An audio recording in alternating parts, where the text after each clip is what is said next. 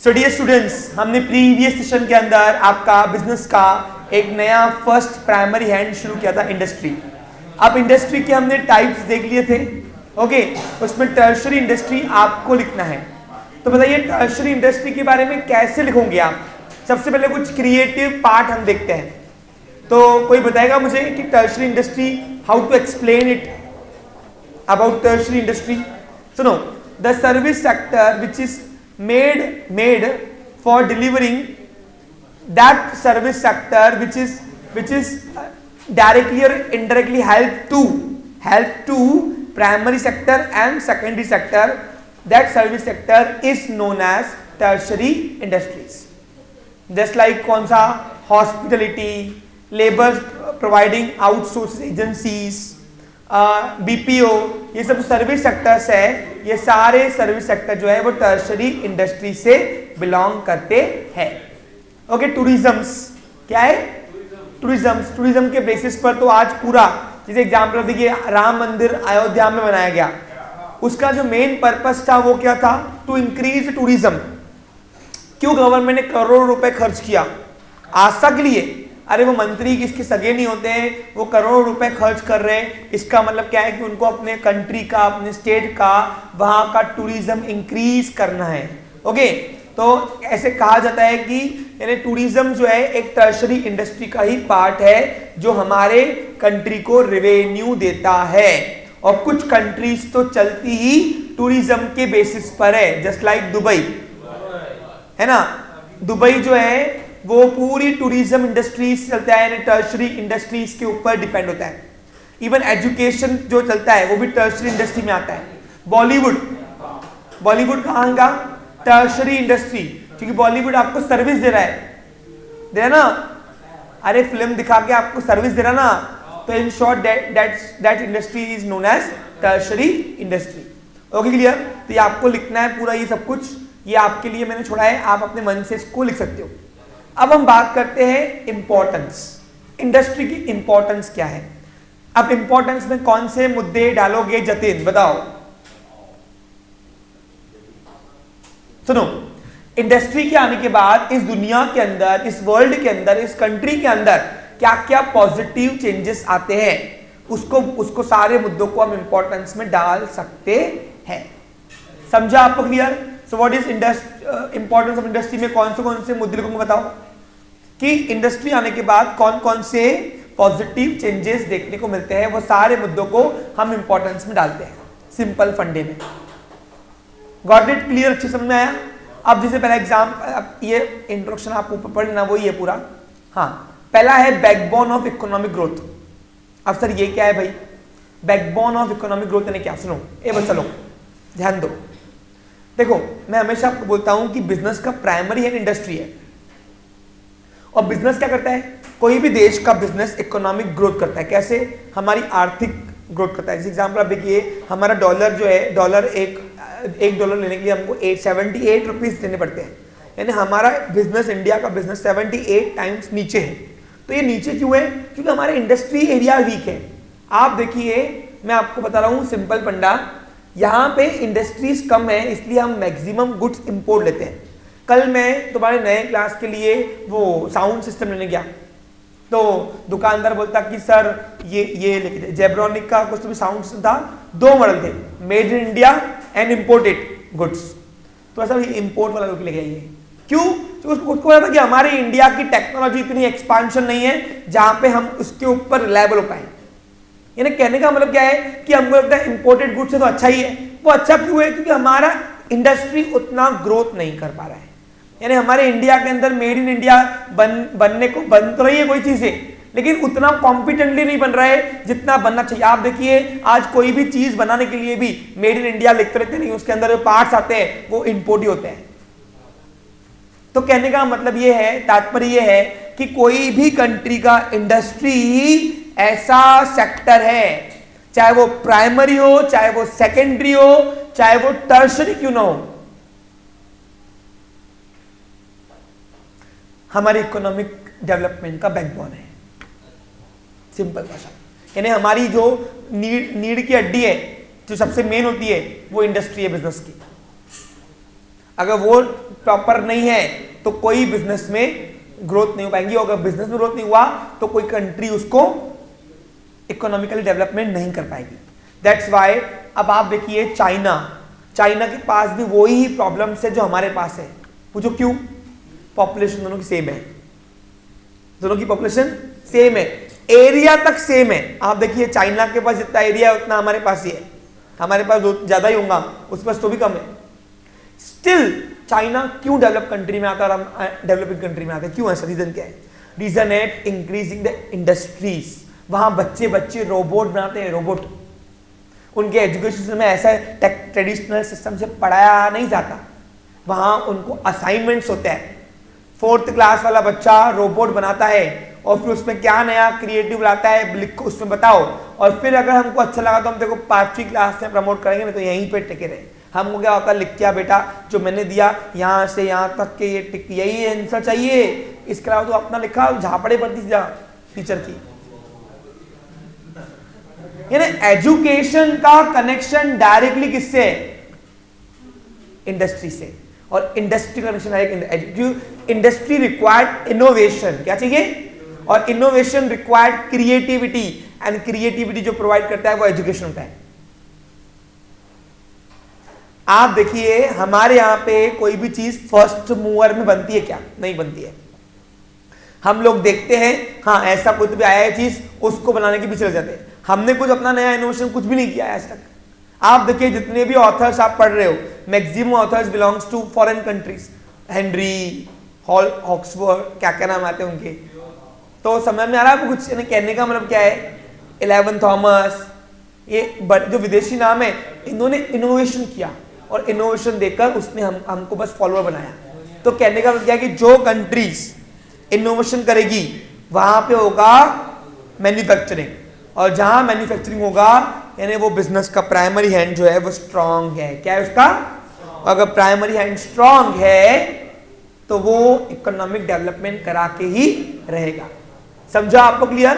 अब मजे की बात क्या है, अब आप देखिए मोदी जी ने एक मिशन निकाला है आत्मनिर्भर भारत।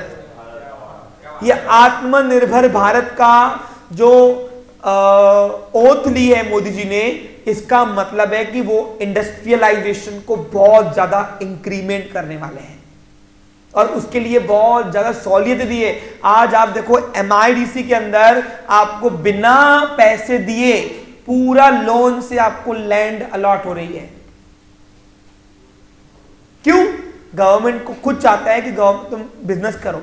अच्छा, लैंड आपको मालूम है बहुत चीप रेट में अलॉट होती है आपको MIDC में, अगर आपको नंबर में लग गया आपका तो। और अगर एक बार नंबर में लग गया तो वो आपको लैंड जो है वो लीज पे मिलता है, लेकिन आपको 1 या 2 साल के अंदर वहां पे फैक्ट्रीज एस्टेब्लिश करके अपना काम शुरू करना पड़ता है। अगर आपने वो नहीं दिखाया तो आपसे लैंड लिया जाएगा, क्योंकि वो लैंड आपको रखने के लिए या बेचने के लिए नहीं दी गई है, वो आपको इंडस्ट्रियलाइजेशन करने के लिए दी गई है। तो ऐसा सुविधाएं हमको गवर्नमेंट क्यों दे रही है? क्योंकि उसको पता है कि हमारी जो बैकबोन है इकोनॉमिक डेवलपमेंट का कंट्री का, वो इंडस्ट्री है। दैट्स वाई इंडस्ट्री जहां आ गई, छा गई, वहां पे इकोनॉमिक डेवलपमेंट अपने आप आ जाएगा। और मैंने आपको इसका बेस्ट एग्जांपल दिया है गुजरात मॉडल। आज देखिए गुजरात में प्राइमरी, सेकेंडरी और अब unity of statue of unity बनने के बाद टर्शरी इंडस्ट्री भी बहुत एकदम रैपिडली छा रही है। लोग आजकल मुंबई नहीं गुजरात जानना पसंद कर रहे हैं, और पहले यही एक माध्यम था जहां पे लोग स्पेशली मुंबई घूमने आते थे। हमारे लिए हमारा एक केंद्र था घूमने का, मुंबई बहुत सपनों की दुनिया थी। और आज क्या है, वही अहमदाबाद, सूरत, ये सब डाइवर्शन हो चुका है। The reason is that only वहां पे तीनों इंडस्ट्रीज पल रही है अच्छे से, प्राइमरी, सेकेंडरी और टर्शियरी। तो बहुत सारी रीजंस है जिसकी वजह से इकोनॉमिकली डेवलप रहा है। आप देखिए आज का गुजरात का इंफ्रास्ट्रक्चर कितना डेवलप हो चुका है। आप जाओगे तो ऐसा लगेगा विदेश में आ गए कुछ तो भी हम लोग। The reason is that only, उसका रीजन है ओनली डेवलपमेंट ऑफ इंडस्ट्री। जिस एरिया का इंडस्ट्री डेवलपमेंट इकोनॉमिकली अपने आप ग्रोथ हो जाएगी। Industry is the backbone of economic growth of the country as it empowers. Empowers है, इसके अंदर क्षमता है। एम्पावर का मतलब है इसके अंदर पावर है, ऐसा बोल सकते हैं हम। इनेबल, आप इसको इनेबल भी सकते हो। Economy at every stage of development, ये कोई भी एरिया के अंदर छा सकती है। जो एरिया के अंदर आपने इंडस्ट्री को डेवलप कर दिया, उस एरिया के अंदर अपने आप इकोनॉमिकली ग्रोथ हो जाएगी। It is the base of economic growth. Primary, secondary and tertiary industry provide opportunities to every segment of society to proposer. यानी in short, आप कोई भी कम्युनिटी से बिलोंग करते हो, हर एक कम्युनिटी को अगर आपको बहुत सारे ऑप्शन चाहिए, रोजगार चाहिए, इनकम जनरेशन के सोर्सेस चाहिए, तो आपको वो एरिया के अंदर इंडस्ट्रियलाइजेशन डेवलपमेंट करना पड़ेगा। सिंपल। आपने अगर पीएम मोदी देखी होंगी, पीएम मोदी तो जो पिछड़ा अनडेवलप्ड स्टेट था उसको डेवलप करने के पीछे उन्होंने बड़े बड़े बिजनेसमैन बुलाए कि आओ हमारे यहाँ पे खोलो आउटलेट। और आज की तारीख में ऐसा कोई फैक्ट्री नहीं है, ऐसी कोई कंपनी नहीं है जिसका वर्कशॉप या फैक्ट्री गुजरात में नहीं है। तो ये है रीजन वो स्टेट का डेवलपमेंट होने का।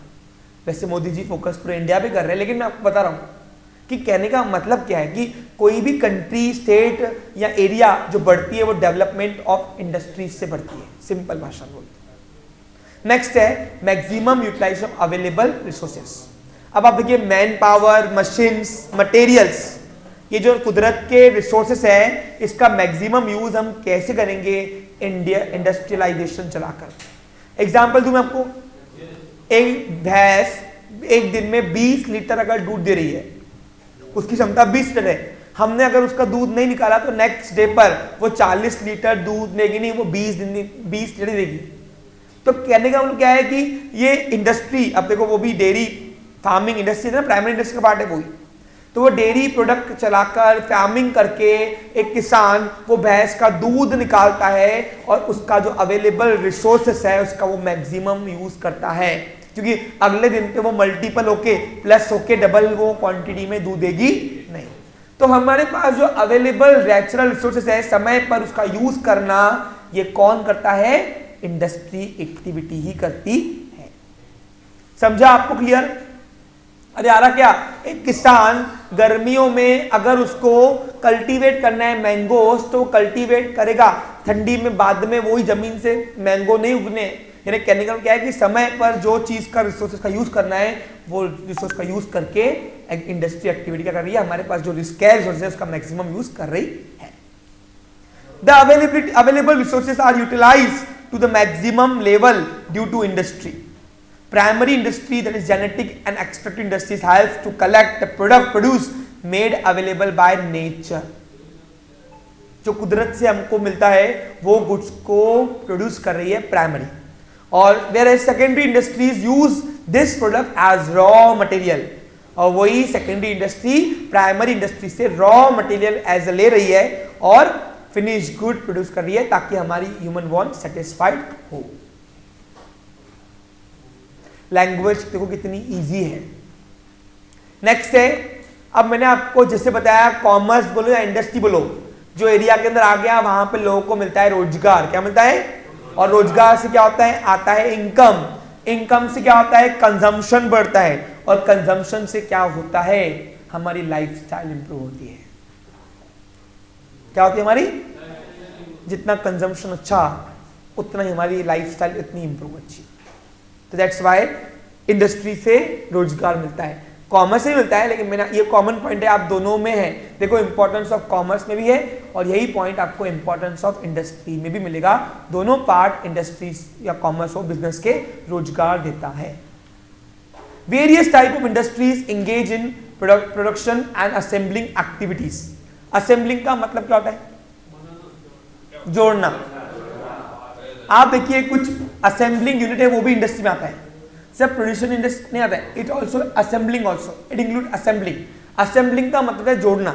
अब आप देखिए आपको बहुत सारे प्रोडक्ट ऐसे आते हैं जो अलग अलग आते हैं, तो पहले आप फैक्ट्री के अंदर उसको असेंबल करते हो फिर उसको आप सप्लाई करते हो। एग्जाम्पल दूं आपको मैं, जैसे अभी आप देखिए शोरूम वाले गाड़ी के, टू व्हीलर के, जितने भी शोरूम वाले गाड़ी के आते हैं, ये गाड़ी आपको रेडीमेड आती है? नहीं, इसके टायर वगैरह सब नहीं असेंबल अलग अलग होकर आते हैं। वो असेंबल एक यूनिट होता है, वहां से फिर उसको यहाँ पे लेके आते हैं। दूसरी एग्जांपल दूं मैं आपको तो आप देखिए फैन, कूलर।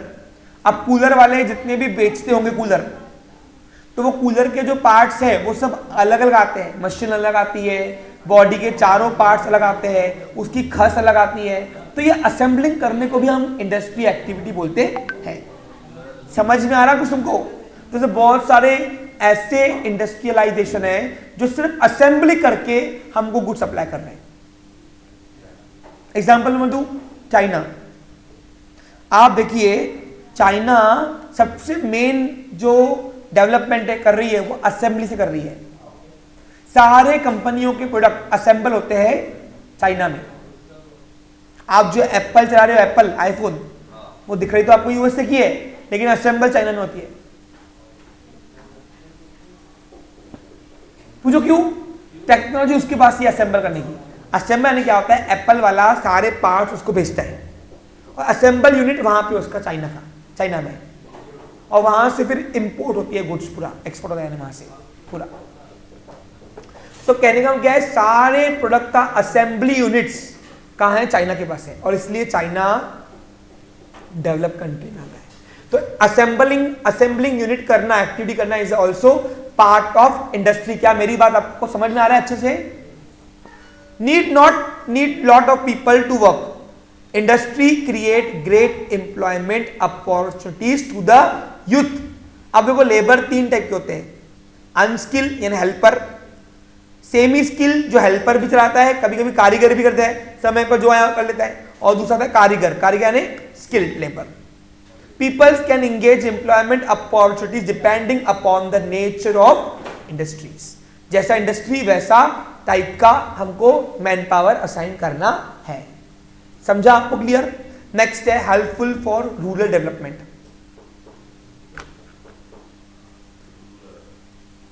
जो स्लम एरिया ना, स्लम एरिया, उसका डेवलपमेंट कैसे होगा? इंडस्ट्री ओपन करके। कैसे? वहां के लोगों को रोजगार मिलेगा ना, और मेन तो सेल्फ एम्प्लॉयमेंट मिलेगा। कैसे बताओ? आप देखिए कितनी सारी सिंधी कैंप में महिला है जो अपना होम इंडस्ट्रीज, कॉटेज इंडस्ट्री चला रही है, सिलाई करके, पापड़ बनाकर, कुछ क्रिएटिव करके।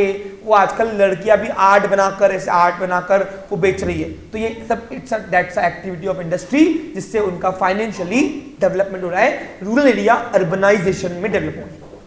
तो दैट्स व्हाई इंडस्ट्री का काम क्या है? रूरल एरिया को फाइनेंशियली हेल्प करके उनको अर्बनाइजेशन में कन्वर्ट करना। अब आप देखिए, अगर जब भारत देश आजाद हुआ था तो सिंधी कैंप को 2 पार्ट्स में डिवाइड किए थे, कच्ची खोली पक्की खोली को नाम से। ये कच्ची खोली क्यों नाम पड़ा होगा बताइए मुझे आप?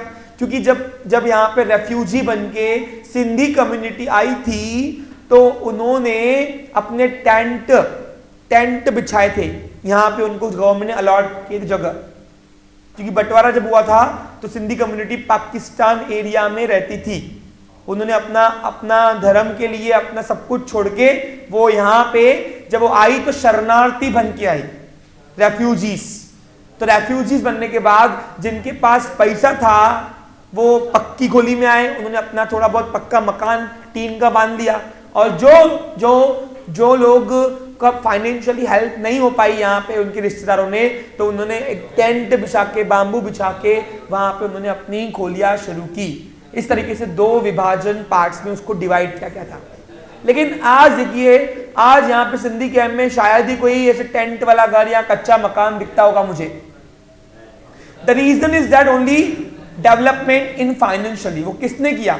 इंडस्ट्री ने भी किया और कॉमर्स ने भी किया। आज सिंधी कम्युनिटी बिजनेस कम्युनिटी से जानी जाती है, ऐसा कहा जाता है ना? तो ये बिजनेस करने वाले जो लोग हैं वो इंडस्ट्री यहाँ तो कॉमर्स ही करेंगे कुछ ना कुछ। इससे क्या होता है? इससे रूरल एरिया के अंदर फाइनेंशियली ग्रोथ होती है, जिससे वो अर्बनाइजेशन में कन्वर्ट हो जाता है।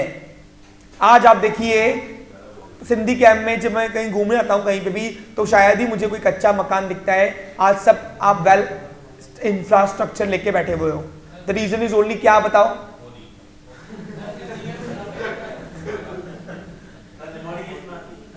अच्छा है आप मोदी भक्त हो, don't worry. Yes, it is belongs to slum area. Sindhi game आज भी स्लम एरिया में ही की जाती है। ये अलग बात है कि सिंधी घर से किससे भी झोपड़ी से भी आओ तो 1-8 करोड़ तो निकल जाएगा, है ना। ऐसे कहते हैं सिंधियों के पास अच्छा खासा पैसा है, दबाया हुआ, निकालते नहीं, लेकिन हाँ है ना, निकालते नहीं, निकालना होता सबके पास है, निकालता कोई नहीं है। हाँ चलो, तो समझ में आ रहा है आपको, क्लियर? ओके शुरू करें अभी। तो क्या ये अपनी अपनी कम्युनिटी की अपनी अपनी स्टोरीज है। ए प्लीज, तो कहने का मतलब क्या है कि रूरल एरिया को डेवलप करने वाला जो एक्टिविटी है कौन सी है? इंडस्ट्रीज। इंडस्ट्री नहीं है, कॉमर्स भी है। देखो दोनों हाथ का उतना ही कंट्रीब्यूशन है, सेम। तो आप ये वाला पॉइंट भी उसमें लिख सकते हो, कोई आपको प्रॉब्लम नहीं आएगी। Industry proves to be helpful for the development of rural areas. Primary industry that is agriculture, fishing, horticulture, forestry. आपने देखा है गांव में बहुत पैसा होता है, आपको पता नहीं है? गांव में बहुत पैसा होता है। क्यों? क्योंकि सबसे ज्यादा पैसा इधर है, प्राइमरी इंडस्ट्री में। और प्राइमरी इंडस्ट्री सबसे ज्यादा गांव में होती है, विलेजेस में। आप देखिए ना, एग्रीकल्चर, फिशिंग, हॉर्टिकल्चर, फॉरेस्ट्री, ये आप गांव में ज्यादा देखोगे शहर से। तो ये सब इंडस्ट्री क्या करती है? उनको फाइनेंशियली डेवलप। अरे एक एक किसान के पास, एक एक साहूकार के पास बहुत अच्छा पैसा है। वहां पे गांव में बहुत पैसा है, तुमको नहीं पता। जो किसान तुमको दिखता ना खेती करते वक्त, अपनी खेती में दिखता होगा तुमको आलू चालू, पैसे धनी होता है वो। उसके पास एक एक ट्रैक्टर कितनी की आती है? 20-25 लाख की तो एक ट्रैक्टर आती। समझा क्या आपको? क्लियर? ये अलग बात है कि गांव वाले बहुत डाउन टू अर्थ होते हैं। उन लोगों के अंदर एक मैनर होता है, एक सभ्यता होती है, एथिक्स होती है, जो शहर वाले के पास होती नहीं है। शहर वाला 2 लाख में वो मांचता है, लेकिन गांव वाले के पास करोड़ होने के बाद भी वो डाउन टू अर्थ रहता है। आप कभी गए हो गांव में? कोई कितना रिस्पेक्ट देते, देखो आप कितना रिस्पेक्ट देते वो लोग। और शहर वाले बच्चे देखो, आजकल मेरे पास गांव वाले बच्चे भी आते हैं, शहर वाली बातें, उनके लहजे में, उनके चाल चलन में, उनके बातचीत में बहुत ज्यादा अंतर है। वो लोग अपने गुरुओं को रिस्पेक्ट देते हैं, और यहाँ पे गुरु ही आजकल गलत है, जिससे सीख रहे वही गलत है। तो ये एक एटीट्यूड, मतलब एटीट्यूड में घमंड नहीं, बिहेवियर को कमर्शियल लैंग्वेज में एटीट्यूड बोलते हैं, आ गया है आजकल एक्चुअली। समझा क्या? उनको कदर होती है अपने पैसों की, क्योंकि मेहनत से कमाते ना। और यहाँ क्या, पप्पा फीस लाओ, 5,000 रुपए लग रही। तो ऐसे भी यहाँ सर पढ़ा रहे, यहाँ इनकी आपस में बातें चलने, कल कहाँ चलना है, परसों कहाँ है, ट्रेन कब की है कि नहीं? मन में 2 लड्डू फूट रहे।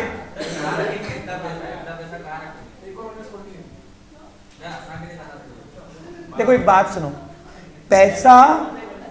पैसा होना अच्छी बात है, लेकिन जिस दिन पैसा दिमाग में चढ़ गया ना, उस दिन वही तुमको पीछे लेके छोड़ता है। बेटा ये जो अपना बिहेवियर ऑफ एटीट्यूड है ना, वो उसके अंदर दिखता है वो चीजें। देखो मैं ये नहीं बोलता कि टीचर के साथ तुम रिस्पेक्ट कर रहे हो नहीं कर रहे हो, that is your ethics.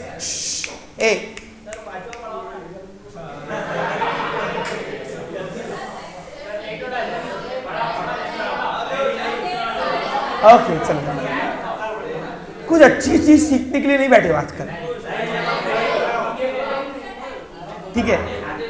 Agriculture, fishing, horticulture का मालूम आपको? वो पालना नहीं होता कि भेड़ बकरियां पालना, उसको बोलते हैं हॉर्टिकल्चर। आप देखो किसान लोग भेड़ बकरियां पालते ना, तो हॉर्टिकल्चर में आता है।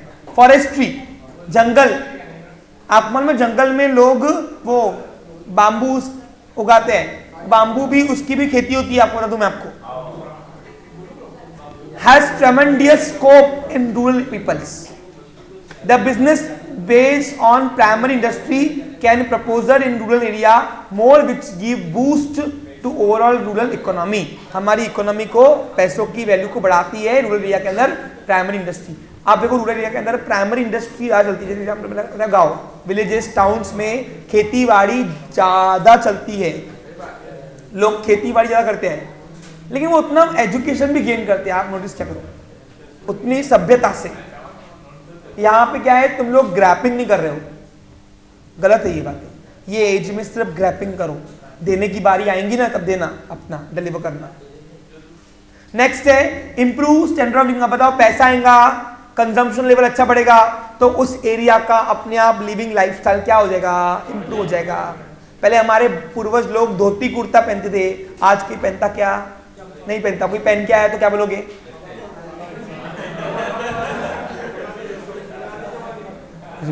नालायक, क्या बोलोगे बताओ।